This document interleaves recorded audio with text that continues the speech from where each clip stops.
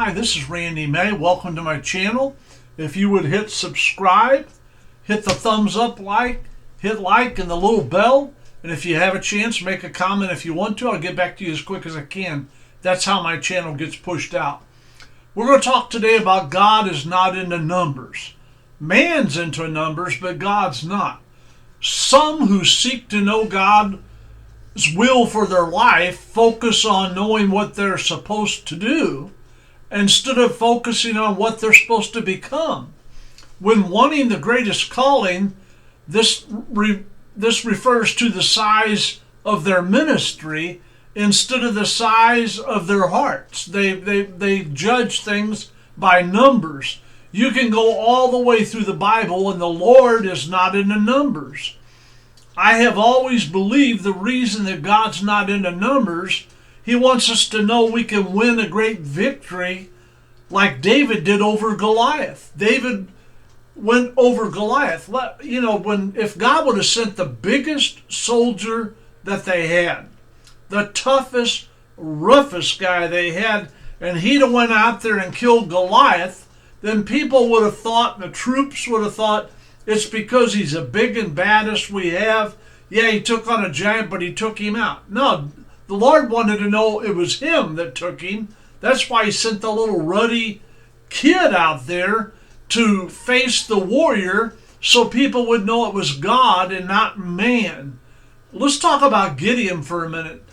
Gideon in Judges chapter 7 verses 2 through 4, he faced an army of 135,000 and God had 32,000 men. So big difference there. You got 32,000 men going out to face 135,000. But what did God do? He whittled them down. He whittled them down to where he had 20,000. Then he whittled them down to where he had 300. Depending on how they drank when they went to the drinking hole, to the water supply, whether they lapped like dogs or took it out of their hand, the ones that lapped like dogs and stood out of their hand, God eliminated them. It come down to 300 men. Gideon's army was equipped with torches, jars, and trumpets. That's it. God sent 300 men out there to take on 135,000 warriors with nothing but jars, torches, and trumpets. They did what God told them. They broke the jars, had all the torches all over the place, pulled out on their trumpets really loud, scared the enemy to death. They wound up killing each other. This shows that God serves a purpose of He's a great power, not us. We don't do it. He does. That's how they took the city. God didn't use any weapons. He didn't have them go down there with swords and spears and anything that man made. He had Gideon to do the job. God put His trust in Gideon, not 32,000 warriors, not the 135,000 warriors he was facing. But Gideon got it done with 300 men enlisting to God. We can learn something from Gideon's battle and what he went through. When we face troubles in our life and things go bad, it draws us closer to God. We grow closer to God. In order to grow in this life, when troubles and tough times hit us, we need to look at God and we ought to pursue God and to see that we take all these problems as a learning experience. We learn and become stronger through the battles we face, through the troubles we face. Many people, many godly people have lost their jobs. Whether it's their fault, other person's fault, nobody's fault. Sometimes a company closes. Sometimes they cut back and lay off. Sometimes they let people go for whatever reason. And we all face struggles and problems. We've all had to face sickness. We've all had to face death. You say, well, I'm still alive. Yes, but family members have passed away and you have to face death. We all face problems in this life, but they should make us stronger, not weaker. We should grow and use these problems that we're facing as a learning experience where we can learn. I had a young pastor come to me one time. He said, Pastor, I'm really having problems. I said, what's going on? He said, well, I hate to say it, but we just had a church split. I've never went through a church split. I don't know what to do. And the people that are still here are very discouraged. The ones that left are calling a lot of people on the phone and talking to them, you know, the old church rat line. And so I said, well, I've been through that twice, let me tell you. Then I sat down and gave him my experience of what happened and what I think he ought to do. And I prayed with him and tried to encourage him. And he said, oh my God, he goes, I lost 50 to 60% of my people. And he said, Sunday when I preached, it just looked horrible with just that many people sitting there. And he said it was just and everybody knew they weren't all had the flu or went anywhere. They left. I said, you don't worry about the numbers. All right, don't look at the empty chairs. Look at the ones that are occupied.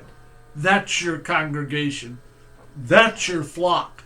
Don't worry about, well, I had 100 people, now I've only got 40 people. Don't worry about that. Whatever the number was in his church, I'm just using that as an example. It's so many years ago, I don't remember all the numbers and the small details. But I do remember that he said he lost about 50 to 60%. So if you lost 60% of 100, you got 40 people left. You need to look at those 40 people. I said, you know what my dad did one time when he had a church split?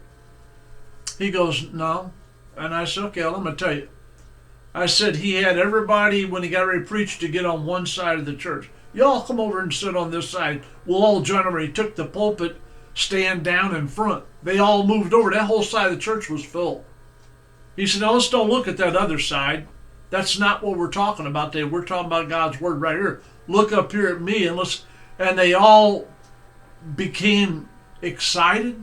They all act more. And when the church service ended, people were talking to people that normally didn't do it because they sat over on the other side of the church. A lot of people don't go around, shake hands, or talk to people, but they did. And they all said, boy, I felt like a family here today. Felt a lot closer, and they felt, and it worked out fine. Within a week or two, about 75% of the people that left came back.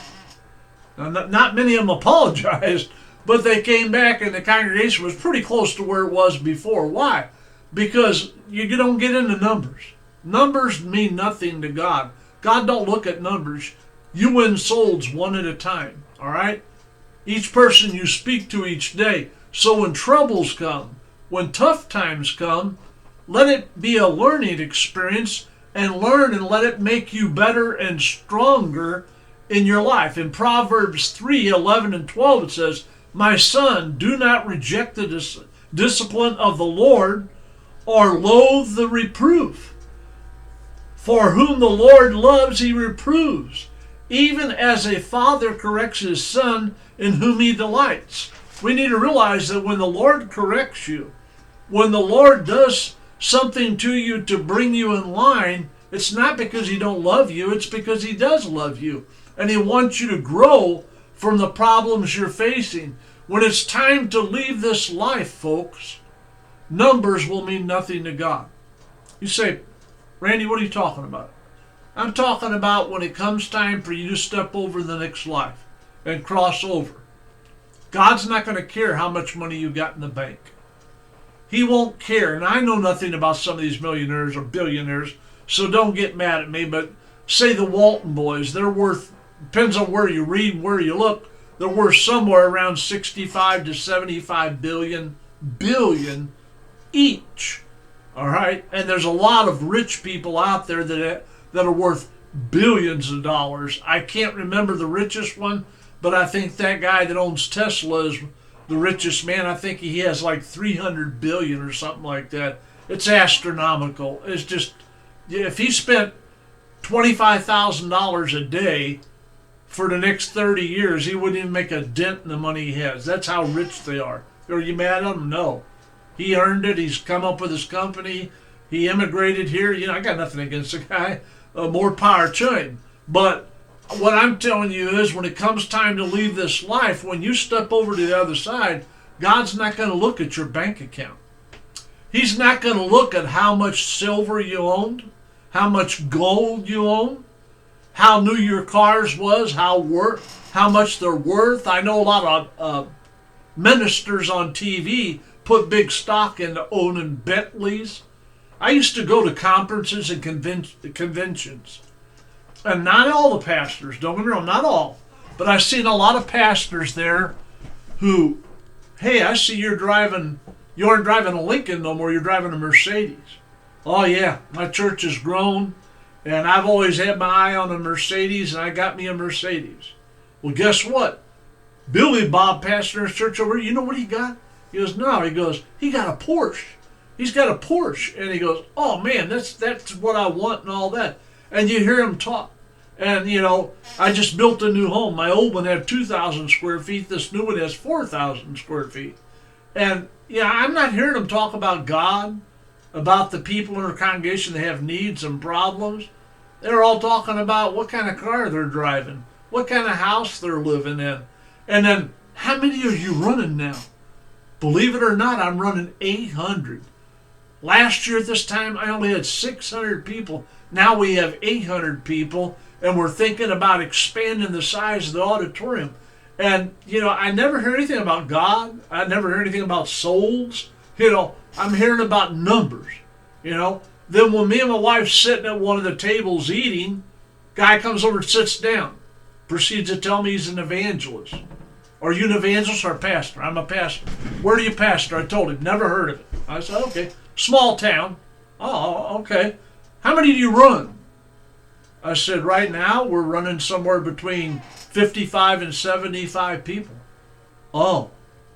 Well, he just got done telling me he flew his plane in, rented a car, and drove to this conference. And within 3 or 4 minutes he was gone. I told my wife, I said, he found out our church is not as big as he would like. He's looking for somewhere to preach.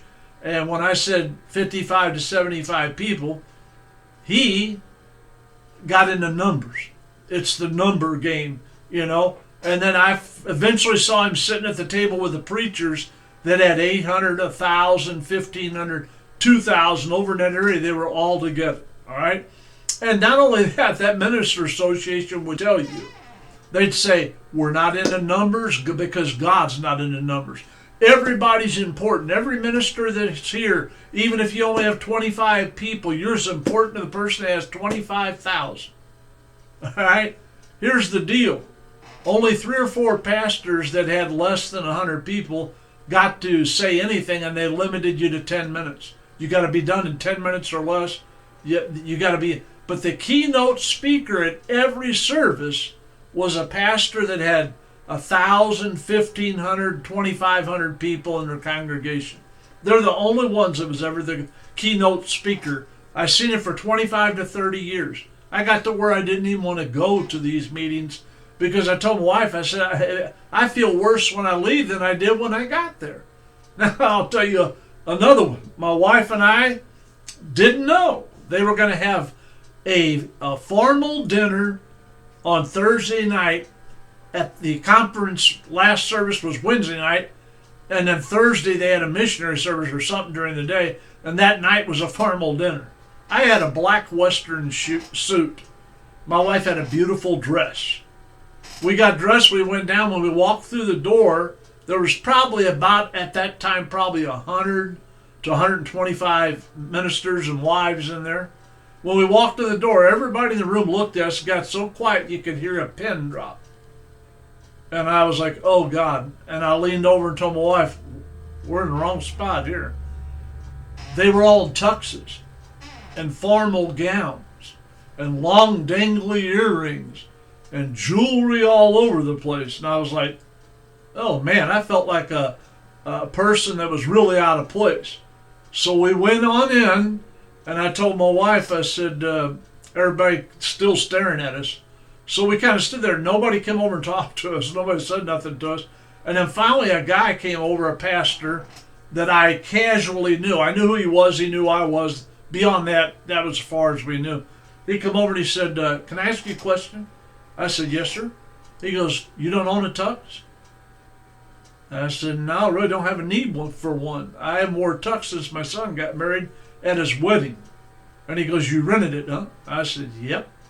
I said, I probably wore tux 2 or 3 times in my entire life. So no, I don't own a tux. Oh, okay. And then he just walks off. My wife was almost in tears. I said, listen, let's blow this place. I'm going to take you out to eat. We're going to have a good dinner and have a good time.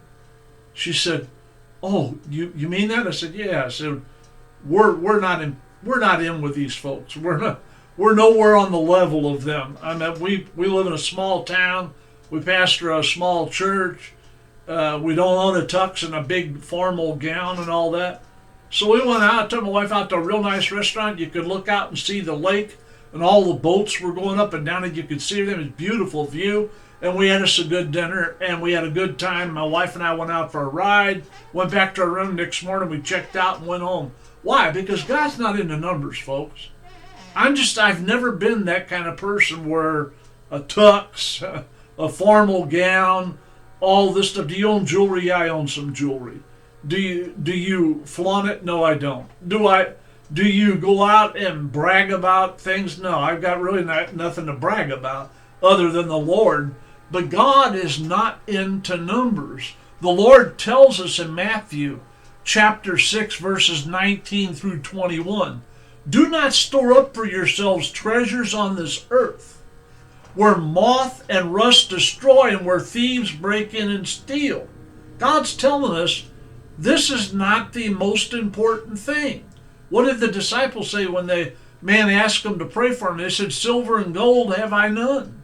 They were broke all the time. They were faced hardships and problems and beatings and jail and never owned a home. They didn't have a chariot and big horses pulling them around. I love these TV preachers that say, well, you're driving a Bentley and flying a private jet. Do you think the Lord would travel like that? Yes, I do. I think that's the way God would. I don't think so. If Jesus was here, he wouldn't be driving a Bentley. He wouldn't be flying around a private jet and living 10 times better than the people he's serving. That's hogwash. It don't pass the smell test. That makes me so mad when they say that about Jesus. Jesus wasn't that kind. He didn't try it. When he was in the ship, he was asleep in the corner laying on a pallet. He wasn't in some big ship that he owned that had luxury accommodations to it. He hitched rides with people. Come on, get real. Jesus even told us, don't lay up treasures for yourself where moss and rust corrupt and where thieves can break through and steal. It's the treasures in heaven where neither nor moth or rust destroy, and where thieves break in and steal. For where the treasure is, your heart will be also. Where your treasures are at is where you'll be also.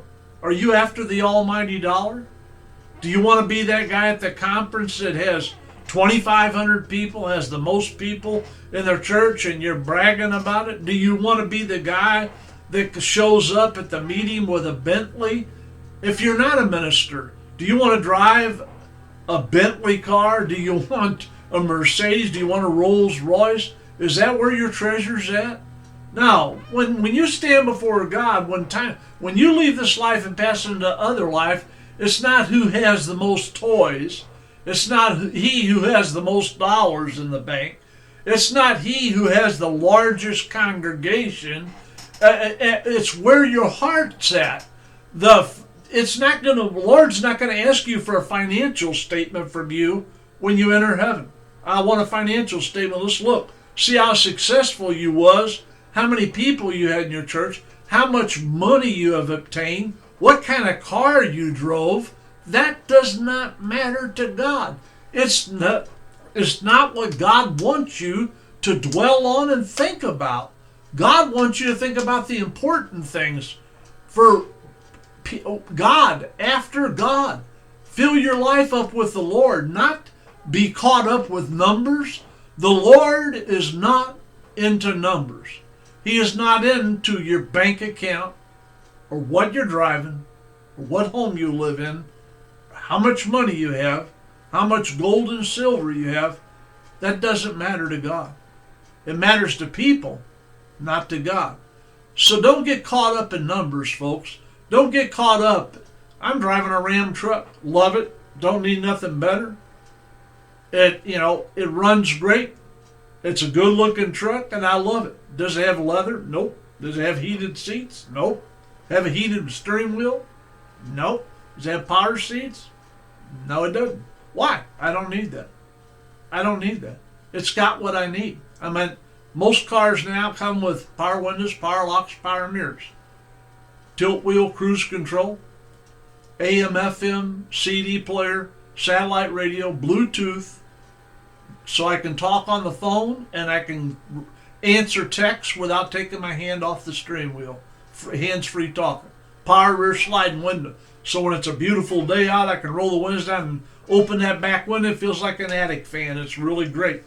What I got, I love. And I thank God for it every day. When I get my truck every day, I say, God, thank you for my truck. I really appreciate it. Why? Because I knew a time when I didn't have a vehicle to drive. I had to pay somebody to pick me up and take me to work and bring me home. All right? But now I've got a vehicle. I thank God for it. Be thankful for what you have. Don't get so caught into how much bank, how much money, how much this, how much that. That doesn't matter to God.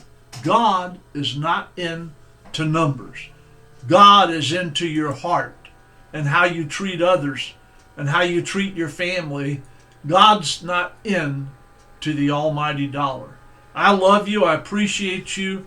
Let me tell you this right here. Please subscribe to the channel. Please click like, give a thumbs up, and subscribe if you would. It really helps my channel out. So I'm going to end like I always do. Thank you for your time. This time till next time, Randy says so long. I love you and have a wonderful day.